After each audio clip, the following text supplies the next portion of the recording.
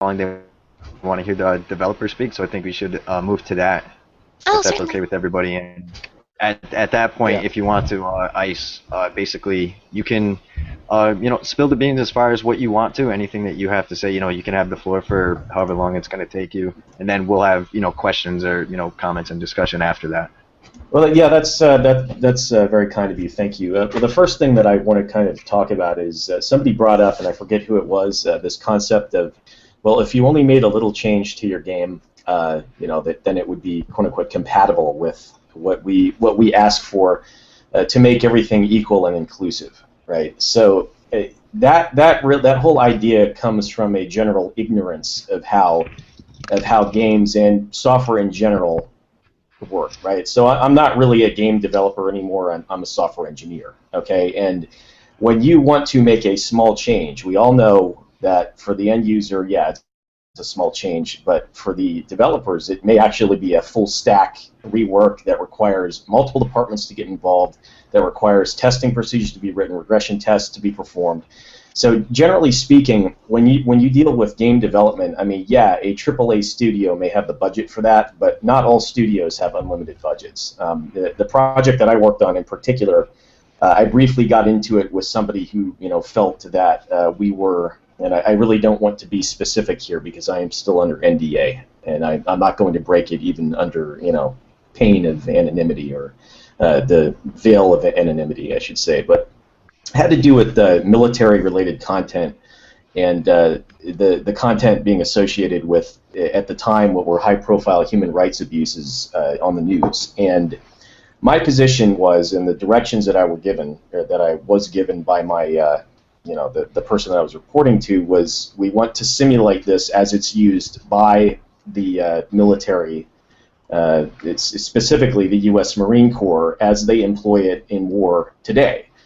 And it's like, okay, so our goal is to set this up as a simulation, right? The player doesn't have to commit a human rights abuse with it, but apparently the fact that they have the opportunity to commit a human rights abuse in game, whether it's stabbing a hooker or doing something really nasty with military stuff, is apparently enough to irk the sensibilities of people with certain political beliefs, and that's fine. But for us to have to go and change that after the fact, after we're nearing completion of the project, is quite frankly not something that we are in a position to afford. And the same studio got taken to task again later on after I had stopped. Not through no ill will or anything. I just had no time to do any development. But after I had stopped my relationship with them, for the most part, they got taken to task for their portrayal of infantry, being mainly comprised of men. And in most cases, especially countries that do quite a bit of actual real-world war fighting, frontline infantry are predominantly male. That is not a political opinion of mine. That is a fact.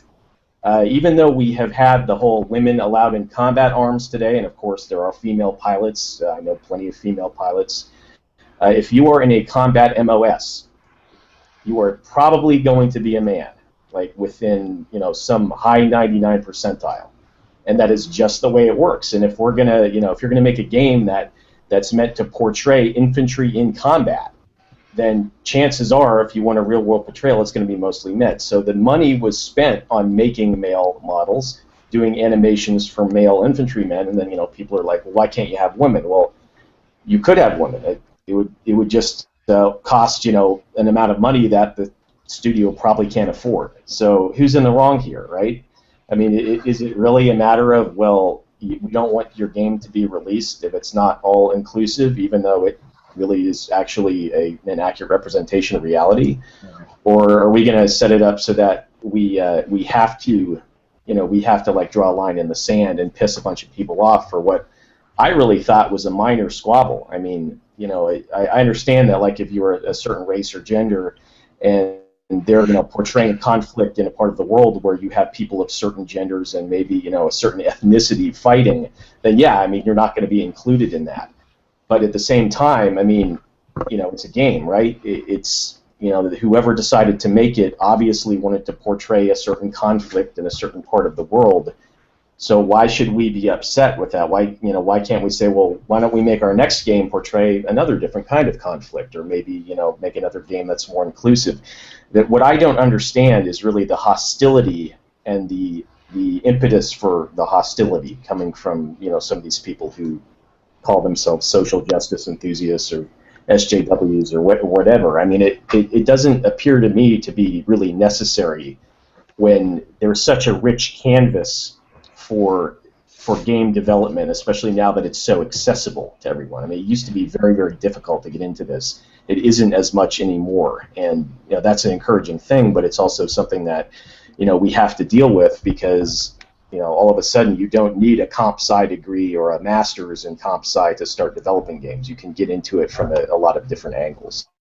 So that's the one thing. I would like to hear. Sorry. I just want to say I'd like to hear Mike respond to that, coming, sort of from an outsider perspective, and just to add on top of that, this sort of goes in line with something I brought up briefly before, where there was a DeviantArt post from one of the workers, one of the artists for Divinity: Original Sin, who commented on this same sort of thing.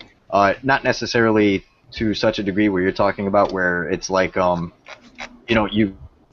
when you're talking about frontline and people who are in combat positions, it's mostly going to be men, and that's something that we can all take as fact. But it was more from an artistic side, where they wanted to draw the females. It was a fantasy game in a certain kind of armor, and basically this opinion group came in, was basically saying, no, you have to change it, or suggesting change, because they weren't happy with the way that females were portrayed in that game. So it's analogous in that regard, but that's basically it. But Mike, I would like to hear and then I was going to say fewer after Mike, but in terms of immediacy, I'd like to hear Mike's response to that, or any questions you have. Well, I mean, I understand with some games, a lot of AAA games, I see AAA games are probably where there's more of what I would call cliches of hypermasculinity or a lack of gender representation or whatever. But I don't know how big of a problem that actually is. But what I'm wondering, and maybe the developer fellow can answer this. Sorry, I forgot your name. Is how significant are these? Someone's music not coming on? Oh, wait. Someone has some background noise. Okay. I think it's free. But yeah, go ahead. How significant are there people actually asking for games not to be released until they get changed? Is that really what's going on? Because that's sometimes the sort of talk that's happening, is that literally SJWs are trying to stop these games from being made, stop them from being released unless they change them. And is that really, like, how much impact do they or influence do they actually have? Is it being overstated? That's another thing that I've been noticing, is I don't know really. It's hard to tell when you read from both sides really how impactful some of these people are. This this social agenda movement within the gaming industry. Well, I think before you respond, I think to put it into a more answerable question real quick would be, would you say, or something I think would be poignant to address would be, would you say that if you did not make the changes that were requested, would it impact the publicity or sales of your game? I think that's something that would be poignant to address, on top of what else you're going to say. It honestly depends on who's requesting the changes to be made or who's complaining, because in a lot of cases this sort of thing doesn't really come in the form of a do this and it will be better. Okay, the anecdote that I gave you with the whole human rights violation thing took the form of an internal discussion between myself and somebody else who had support internally, and it was generally something that happened within the confines of the development process. The whole women thing, which I was really not a part of at all, it was something I observed from the outside and discussed with former people that I had worked with, came from just general criticism of I suppose the Tumblr variety. But it really comes down to who's making the request. Okay, so if people on your forum who are not known in the gaming universe are complaining about it, that's one thing. If it's a high-profile game reviewer, then you have a problem on your hands, because they have the ability to inflict sales damage on you on the basis of their political beliefs, and that's really unavoidable whenever you have a relationship with the press. I mean, it's not something that's limited to games journalism. I mean, we all have been complaining about the games journalism people and all that, but any press is going to, when you have any kind of press relationship, there's always going to be the risk that through maybe even just error and not malfeasance, you're going to be misquoted, misrepresented, and what have you. That's why PR representatives exist, because these people know how to interact with the press. But when you're a small studio, you probably can't afford that type of AAA PR, and you could get yourself into a little bit of trouble because generally speaking, your responses to these people, like say a reviewer or a journalist or a blogger or what have you, asks you a question and you word it in such a way that might be termed, I don't know, offensive through no intention of being offensive, just error on your part or perhaps miswording it, then you've got a problem on your hands. Your sales could potentially be affected, and your studio could receive some economic damage from that. So I do think there is some level of risk from this. I don't think that it really is going to manifest itself unless it becomes something that gets signal boosted. And in order for it to get signal boosted, somebody would have to boost it that already has a bunch of followers on Twitter, a blogging audience, a review audience, something like that. So hopefully that answers your question, Mike. Yeah, I'm just wondering if there really is that much of a threat of like some kind of game developing takeover where that people, I mean, is that a real threat, or is that kind of overstated? It feels, that was probably earlier when I was more critical of this whole thing, it just seemed like there was a lot of hyperbole. In my opinion, depending on how much money you have to defend yourself with PR people, there absolutely is. If you want to look at somebody like Brad Wardell, who had this apparently a false sexual harassment claim made against him, and I only say that it's false because it came out in court that it was false, and the person had to apologize. The guy owns Stardock. He could afford to get a lawyer to defend yourself. I don't know how many of you have ever sued anybody. I have. It costs money to do that, man. And sometimes you don't have enough money to defend yourself, and certainly it takes your personal time away from doing what you want to do, develop games, and that's always going to have an impact. So yeah, I mean, depending on the size of your studio, you could theoretically get shut down, and we've seen some of this happening with the fine young capitalists. I mean, they apparently took a hit in the 5 figures from what I've read on Twitter and what's been reported. I mean, that you think that's chump change? These guys are trying to get something together from the ground up, and they're not Stardock. They're a bunch of independents. I mean, yeah, that's going to really hurt your ability to develop software. And let's say you do want to develop games, and that's the first thing that happens to you. You think you're going to get back into the industry after that? Probably not. Especially if you have talent, you're probably going to get hired to work on something non-gaming related in the software industry, because that's where the money is. You don't make a lot of money in the games industry as a developer. Believe me, I'd still be involved if you did. So yeah, I mean, that's really the crux of it. There are ways to hurt people if you know what buttons to press, and if the person doesn't have a lot of money. And who to get on your side? Well, thanks for the heads up. Would that be is that a good answer? Because I want to give Fewer a chance to respond, and then James, so that everybody can keep their thoughts collected with things that just were talked about. Yeah, that was good. All right. So Fewer, you have something to say about it?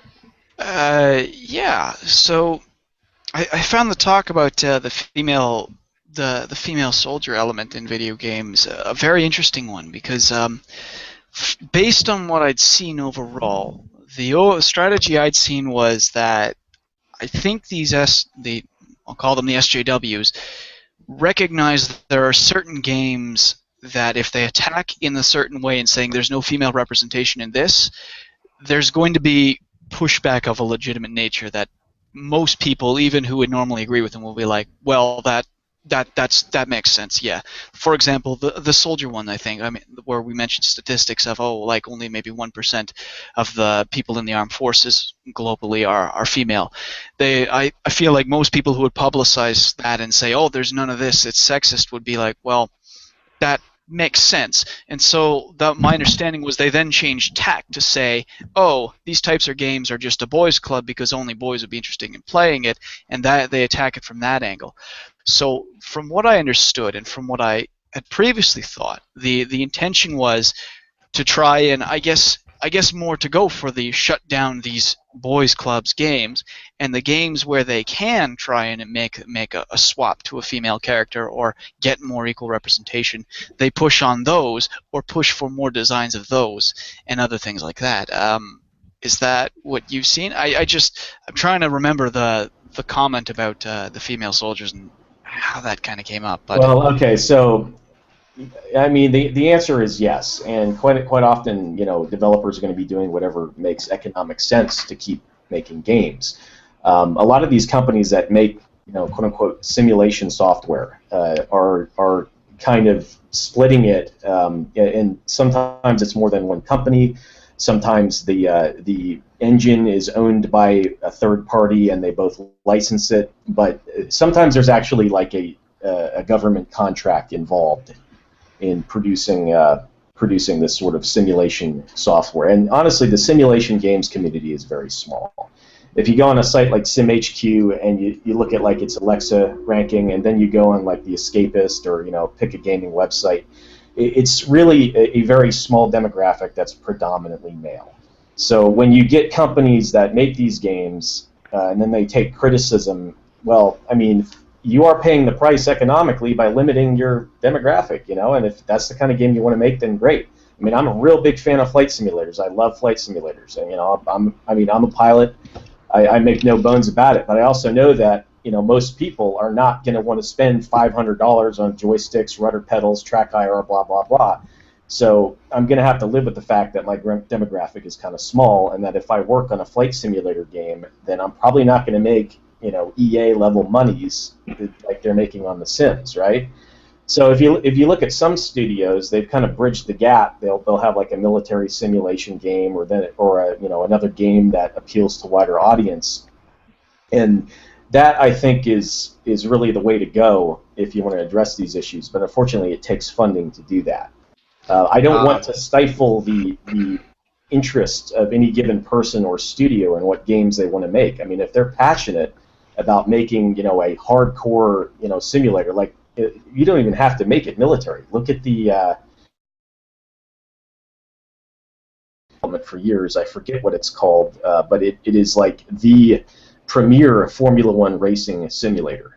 And I mean, do you really think that a lot of people are interested in this game, and yet the developers are incredibly passionate about it, to the point where they've done a wonderful job on it, and people are actually having races in it. I mean, it's great from that standpoint, but it probably alienates a lot of people who have no interest in Formula One racing, and I mean, that's okay, No, it's not Gran Turismo. It's I don't know. I know what he's talking about. I can't remember the name of it, but there's actually been, on top of that, there's been a lot of community involvement. What were you going to say?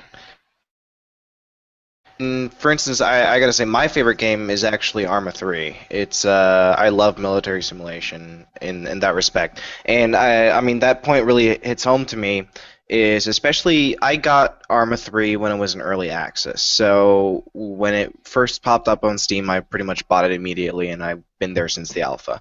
And as the new features rolled in, what we found was that there were features implemented into that game that then either really worked to the detriment of the game itself, and basically the modding community then saved a part of the integrity of the game. Is basically the modding community is the only thing that's keeping Arma alive right now, in my opinion. But what I think is when people come in and say, oh, you're not inclusive enough, if it doesn't fit the theme or the idea or the purpose of the game and the mechanics, it shouldn't be there in the first place. Thing as being innovative for the sake of being innovative. It's stupid.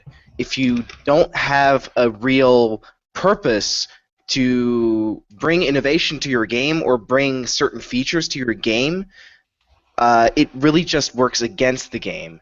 And even if a reviewer, for instance, if the press is putting pressure on you to change or to be more inclusive, if it doesn't work out for the theme of the game, or if it doesn't work out for the message you're trying to convey with the game, because that's also what you're trying to do with the game, if I'm not mistaken here, then why would you do it, or why would you include it in the first place just because some people are screaming for it?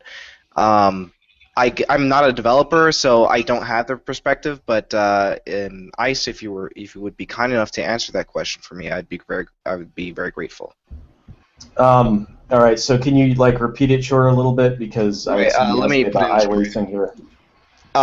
So if a feature, or if inclusivity, like you mentioned before, if people are complaining about inclusivity, and it works towards the detriment of the game itself, or what the game should stand for, should the developer really just take the advice for the sake of being inclusive, or should they just stick with their program because it's better for the game in the long run?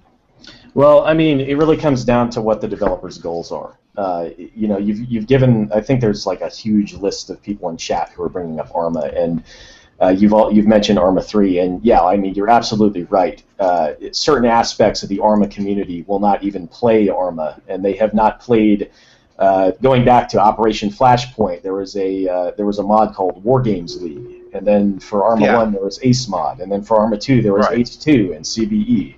And then for Arma 3, there's Ace, and then of course there's Acre, and I mean, I'm in a tactical realism unit, so my clan is basically Arma clan. So. Okay. We'll definitely have to talk offline about those, because I may or may not be familiar with that myself. Anyway, the reality is, though, I mean, it comes down to what the developer wants. If you're marketing something like a Sim City or The Sims or something of that nature, then yeah, you're going to want as much input as you can. But if you're focusing on a very, very specific type of conflict, for instance, Arma 3 occurs on a fictional island in Greece that may or may not be based on Limnos, right? You're going to see, and one of the opposing forces, as I believe they're supposed to be Middle Eastern or Iranian or something. Yeah, they're the guys that look like Bugmen, basically, right? So you wouldn't expect people outside of a certain ethnicity to be in that if it's being called a simulation, right? Right. So the idea is well, I mean, yeah, you can be inclusive, but it's also that you can't have it both ways, right? If you want to make a simulation game, then you're going to have to accept the fact that certain things are extant in reality and certain things are not. So the idea is that you can do whatever you want to do as a developer, but just know that there's always going to be criticism. And for somebody to come in and then okay, so let me back up here. The only reason we're having this discussion, right, is because what used to be normal reasoned criticism of games, which has somehow been co-opted in one direction, and these people who have a tremendously large platform are now able to come in and smear certain developers and certain people in the gaming community based on this political ideology that they're following, that we're calling social justice or whatever. That's really all it is. No, I understand that. The thing is, now that actually, you can't trust the press anymore as a developer, even, I suppose that is the case now, isn't it?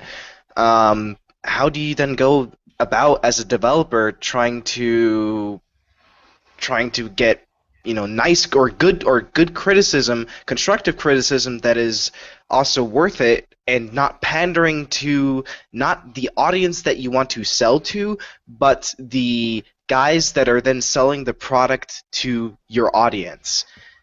I think that is a huge disconnect. I mean, yes, companies sell directly to their audience, but they need a lot of help from the journalists. And actually, this is what frustrates me the most, is when developers have to start pandering towards an agenda driven by journalists. How can we even be sure that our games, the games themselves, then are free from the artistic vision that they had in mind in the first place, or not, that are free from influences to their artistic vision that they had in the first place. Well, it That comes is down something that scares me. to what you perceive, like the value that you place on somebody else's artistic vision, right? Because I could Right. have a wonderful artistic vision with pink ponies and rainbows, and if the game that I make is a piece of garbage, which, I mean, I made the comment in Reddit, I think earlier today, that, you know, if you've developed anything at length, you've always dropped a piece of garbage. I mean, it's just the way it is, and that's the way art works, the way software development works. Actually, Right, a true artist is never satisfied with his own work. Exactly. Sorry. And programmers are the same way, man. And I tell this to comp sci students all the time, and I tell it to a lot of people. You're always going to want to rework everything you do constantly. But the thing about artistic vision is, well, only the artist knows what their true artistic vision is, right? A game, if you're going to call games art, which, you know, I think legitimately they could be called that, is only going to be an expression of the artist's vision insofar as it accurately represents it. And it may be a good game, it may not be a good game, but there's no way to tell who the artist has truly been influenced by. I think the real risk here is that somebody who wants to make a game, or is a talented game designer, developer, or what have you, is going to be put off from gaming because they're going to find themselves unwelcome in the development community because of this stuff, and I think that's, you know, a load of BS, honestly. I mean, fears are I guess a fair. I mean, I would consider it a fair concern, but maybe it is a little bit too much, or reading too much into it. So thank you for clearing that up. All right. There's actually a good question from the chat. I don't know if you'll be able to answer it, Ice, but was it Dostoevsky? I don't know. I'm sorry. He says if you'd be able to come. I don't know if you'd be able to, but would you be able to comment on the game dev community on Gamergate for either side? If there's pressure to keep quiet, is there anything that the Gamergate community can do to help alleviate that? The only desire for anonymity that I have comes from just naturally wanting to be more of a private person. I don't want to drag the people that I'm friends with in the community into this if they don't want to be a part of it. Quite honestly, most of my friends, if they know what quote-unquote Gamergate is, they're, I would say, tepidly in support of it, only because being in full support means that you actually want to get involved, and there's drama associated with that. But I don't think there's many people I know, and even feminists that I'm friends with, and I'm not going to like step in and call myself a feminist, because if I were to do that, I would be doing something where I don't know what I'm talking about, right? But even friends that I have that are feminists think that a lot of the SJ stuff is absurd. And I say that because they're feminists from kind of an academic perspective, and they know way more about feminism than I will ever have the opportunity to learn. But I don't really have a desire for privacy that comes from like not wanting to have my house like burned down or harassed or whatnot. I mean, I certainly don't want it to affect my job. I think we can all say that, but I haven't really said anything that I would think is particularly inflammatory. I do think that it's bad to bully people, and if I'm saying it's bad to bully people that upsets some of you, then I'm sorry, but that's just how I feel, and I think we can agree that bullying as a political tactic, even though it's incredibly common and even the default in some sorts of debates, really has no place in an environment where creativity is trying to be encouraged, and it certainly stifles it. If you're at risk of losing your friends because you can't articulate your idea, and it's not particularly controversial, then that's a bad thing, and I don't want to see that happen to people that I know, people that I've worked.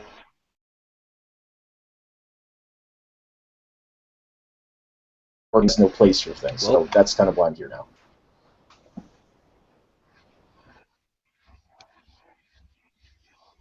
Yeah, one of my biggest concerns. I'm sorry, you can go. No. You go ahead, Synth. Never mind. All right, I was just gonna say one of my biggest concerns, and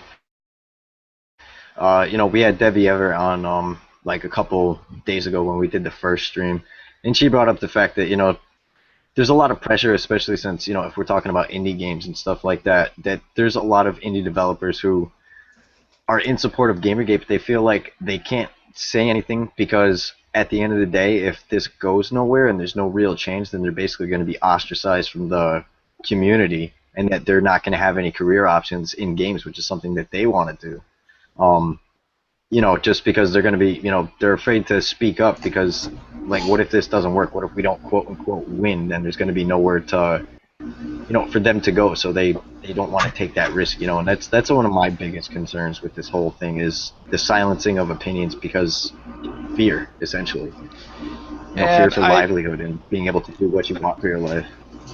I can't speak from the developer angle, but I just want to briefly touch on it because you mentioned this "what if we don't win" thing. Look, I think there's no way at this point, at least in some measure, I think there's no way we can lose in the sense that the damage has already been done to a lot of these websites.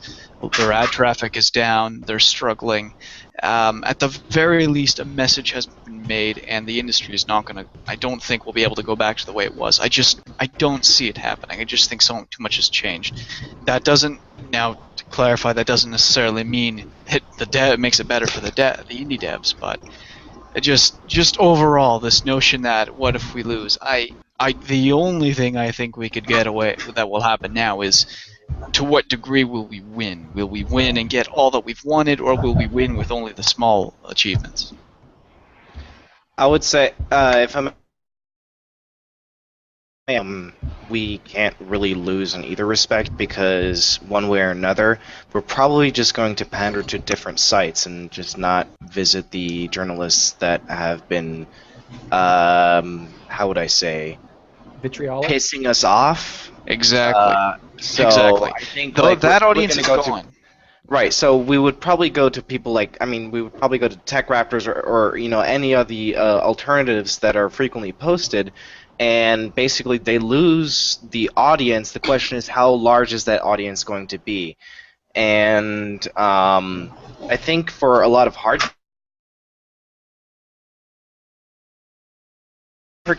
resolution to this cause, but to me, and I bet a lot of other people in the movement, that is not. But I would not see that as a huge loss on our part. It could be a lot worse. Yeah. I don't. Oh, yeah, I'll let sorry. Rebecca go. Well, I was just going to say I don't think there's really a win-lose scenario here because these things happen with kind of attitude shifts on the part of the community. They don't happen where like, okay, we're going to call this a win for the SJ Dubs people. It's never going to happen that way, and it never has happened that way. Typically, I think the end result, for better or for worse, is going to be kind of an attitude shift in one direction or the other, and people becoming hopefully more educated on how this stuff works, and how the whole quote-unquote games journalism thing works. As far as people being shut out from game development, I think that Synth articulated it far better than I did. And my desire is just not to see people being blacklisted McCarthy style from the industry because they may have made a game that offended somebody, or they may not hold the same identical political opinion as someone else. I mean, you see these guys, on Tumblr and Twitter, kind of ejecting people from the groupthink for dissenting opinions all the time, and that sort of thing, in my view, has no place in professional software development or professional game development. And we're here to make games. We're here to make software. We're not here to bully each other on Twitter and swear at each other. We're grown-ups. Right. Or at least we try to be. Because sometimes I find sometimes I find some of the things that I read fairly childish, but that's also the nature of the things. Yeah, that happens when a lot of us are anonymous, even on Twitter, when there's a degree of anonymity. So comes with the territory. Honestly, I like the darknet, and that is true anonymity to me. So, if I would compare this to the darknet, this is just basically, to me, Twitter is like standing in a public square and letting your balls hang out. So I wouldn't call that anonymous at all. No, I more meant you don't. I more meant because we can get into the, I guess, the psychology behind online personas and online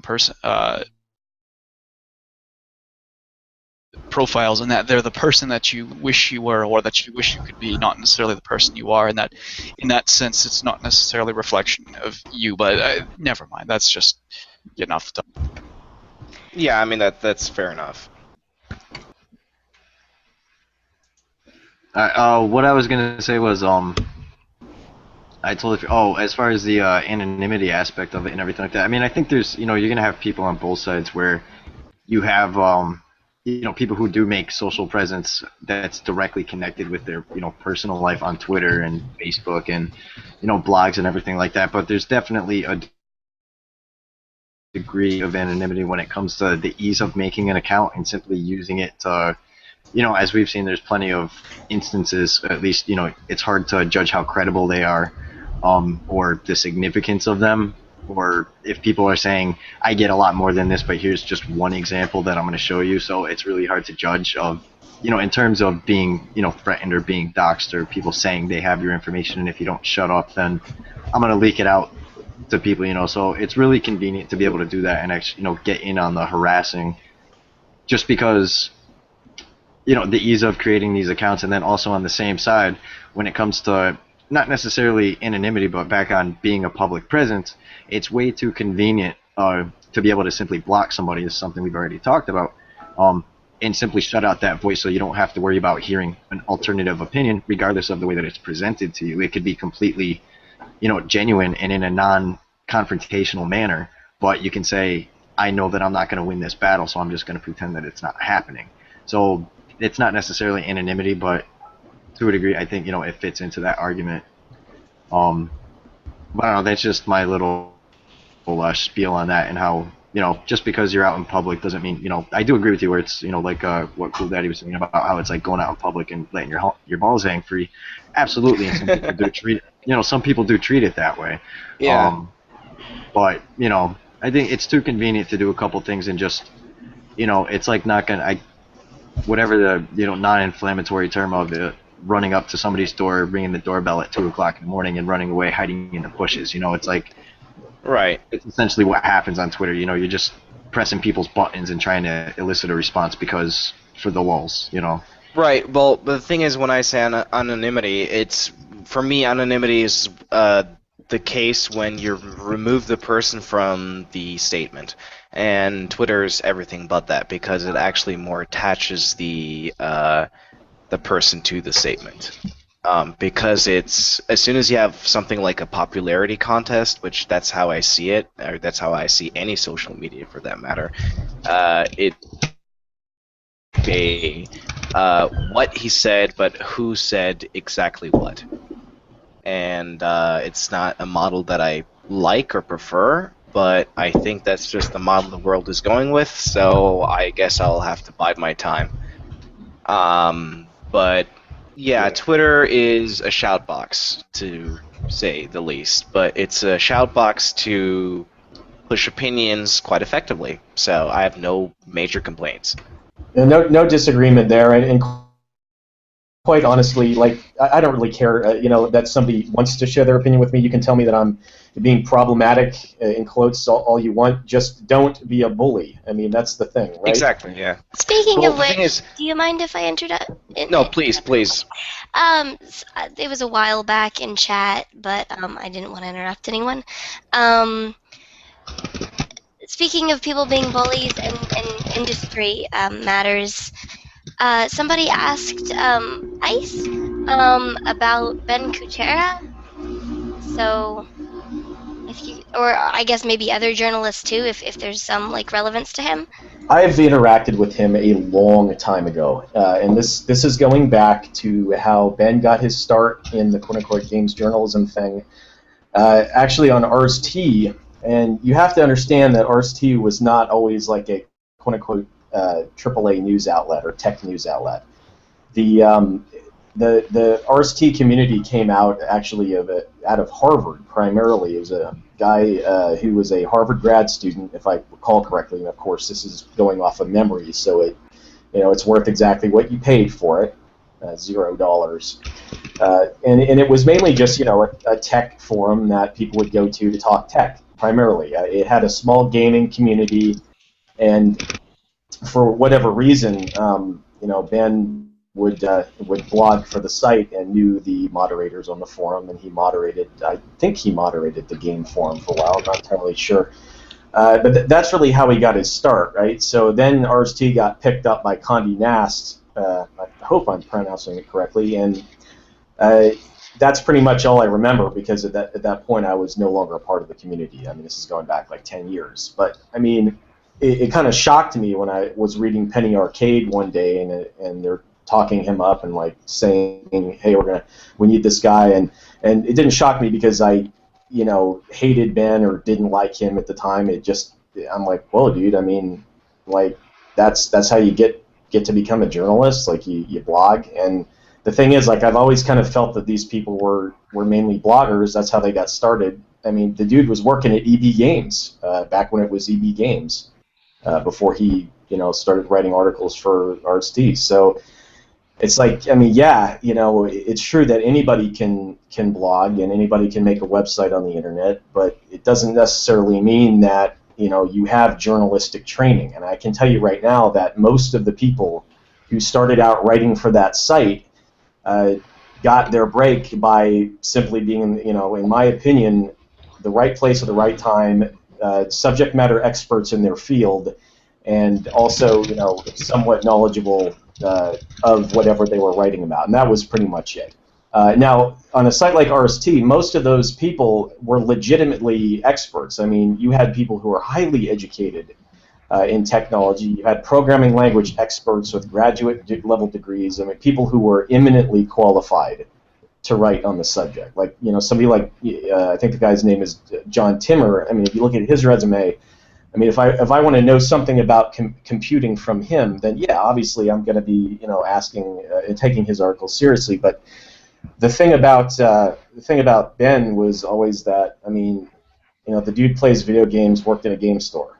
I'm not entirely sure if you've got, like, if you look at like the whole shebang over him and Eric Kane. I mean, does he really like deserve that amount of power over other people? I mean, that's the question that you need to be asking, and I don't know how much these guys make, but I think people in general always desire power, so it really is a question of how much. I do not desire to get people fired who disagree with me. I have never desired that.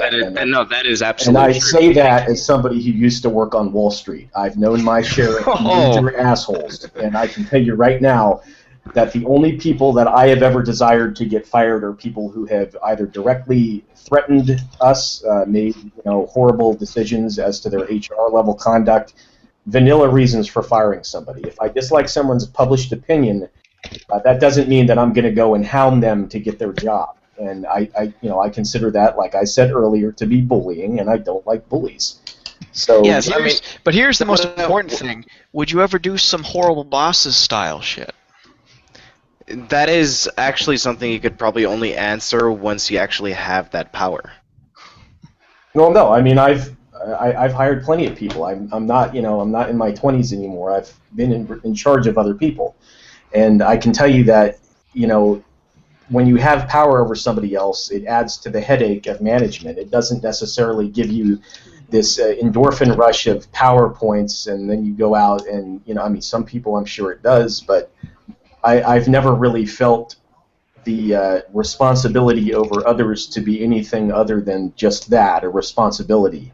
And that sort of thing needs to be taken seriously, because you have a severe effect on the quality of a person's life if they work for you.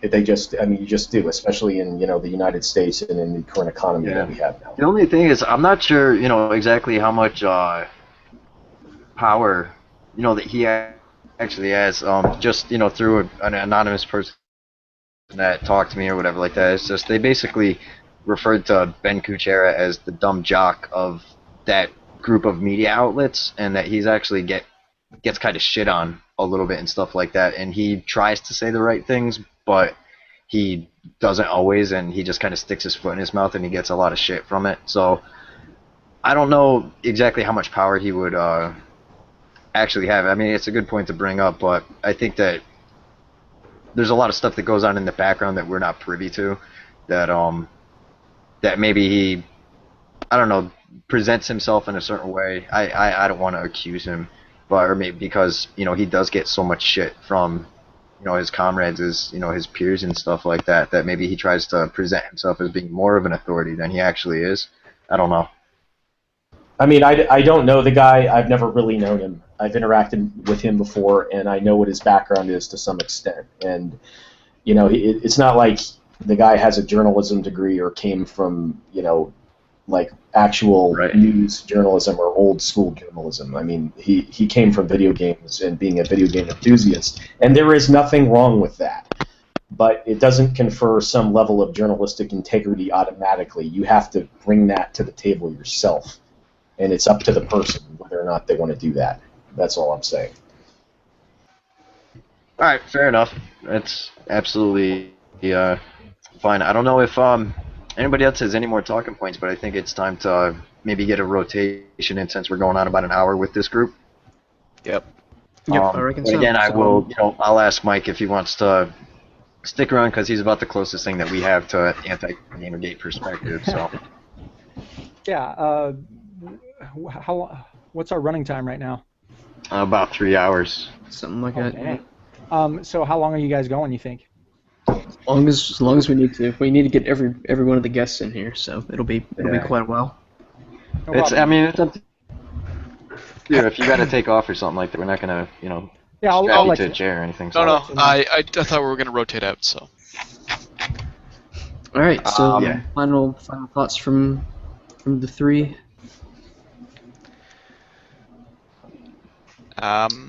Yeah, I don't have much to say. Ice brought a fascinating perspective to this conversation, and I want to thank him for that. So thank you, Ice. Yeah, I appreciate you letting me on, and if I can be of help in the future, definitely let me know. I just want to reiterate that I don't think the core of so-called Gamergate, at least the people who aren't trolls, are out for anybody's job. I think that they want to get back to doing what they like to do, either playing, developing, or whatever with games. We're not looking for social ostracism. We're not looking for bullying. It's just gotten to the point where there's so much crap being flung around Twitter that people are right to be pissed off, and they're expressing themselves. And every now and then you get people who do so inarticulately. But don't take that to be the average, gamer. I mean, most of the country games now, it's not the 80s anymore. It's stay off drugs, do your homework, and do what your parents say. Good night. Is it my turn? I guess so. Well, I would say thank you for having me on. And